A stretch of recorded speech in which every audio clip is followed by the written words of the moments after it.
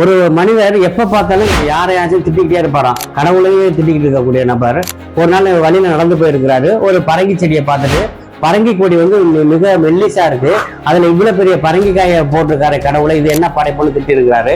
அதே சமயம் பக்கத்துல இருக்கிற புளிய மரத்தை பார்த்துட்டு, புளிய மரம் இவ்வளவு பெருசா இருக்கு, அதுல வந்து புளியங்காய் வந்து இவ்வளவு சின்னதா வச்சிருக்கேன், இப்ப உருவத்தை இப்படி மாற்றி படைச்சிருக்கேன்னு கடவுளை திட்டி புலம்பிக்கிட்டு இருந்திருக்கிறாரு.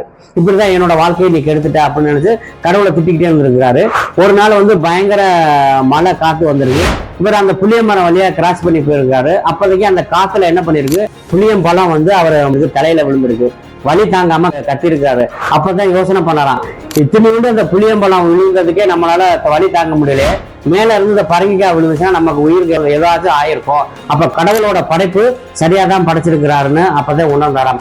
இந்த உலகத்துல ஒவ்வொரு உயிருக்கும் ஒவ்வொரு படைப்புக்கும் ஒவ்வொரு அர்த்தம் இருக்கு. அந்த படைப்புக்கு தகுந்த மாதிரி நம்மளோட திறமைகளை நம்ம வெளிப்படுத்தோம்னா நம்ம வாழ்க்கையில மிகப்பெரிய வெற்றி அடைய முடியும். மீண்டும் அடுத்த பதிவில் சந்திப்போம். சிந்தனையை மாற்று. நன்றி, வணக்கம்.